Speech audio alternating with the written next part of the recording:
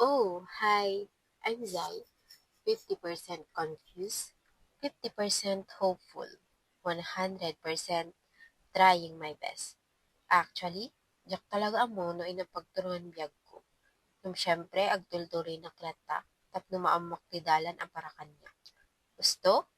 Wen, gusto launay. Yung daytoy ti sigurado. No adda tiliday, adami ti ragsak. No adda iti saan ang paraken ka, damit ay paraken ka. In short, iti amin abanag adda kabalitan na. Isa nga apay kumaag sardengak. Numadi pa binawi ni Apo ti makon ko na abiyag. Grab the opportunity, ika nga nila. Kastalang, an anus, pinatibkiran laeng tibiyag. Magkisina kindanan. Kasi iti amin a sakripisyo, adda kapay papanan na. At damit time nga mariknam nga ore an aramidem, awal na ti progreso. Parang lahat nagmamadali. Tapos ikaw, nandun lang sa tabi-tabi. Nagkakape, nag-iisip kung tama pa ba itong ginagawa mo. Pero ti amo ni Apo, saan nga basta-basta ti oras. Ada plano na nga mas nasaysayaan. Uray madimam mo. Amin nga struggles, amin nga paay, training tayo lang met.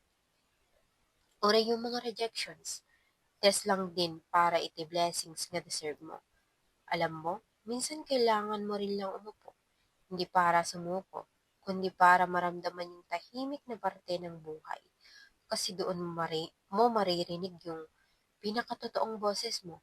Ha-anti-society, ha-anti-expectations, ha-anti-comparison, haan nga talaga. Ikaw lang, tibiyag, saan aris, saan alumbak. Ang damit gapunan no apay nga napukaw ka, no apay nga naupay ka, no apay nga napigsa ka manin. Kasta, di pa nagbalin. So, if you're listening right now, maybe di mo rin alam kung saan ka papunta. Maybe napapagod ka rin kahit kakasimula mo lang. Or maybe gusto mo na lang tumahimik kasi hindi mo alam paano ulit magsimula. Day tamit ti proof nga agbibiyag ka pa'y. Ket day ti rason nga agtultuloy ka. Relate ka rin met? Wenno pada ka ba amadimpay amo pagturungan na? Ket para ken ka nga rod daytoy kadagiti sumuporta, agyaman nak unay, agyaman nak taadda kayo nga agdingdingig. Oray na awan ti subtitle ti biyag ko. Tun maminsan manen, babush! Tun maminsan manen. Bye-bye na talaga. Bye!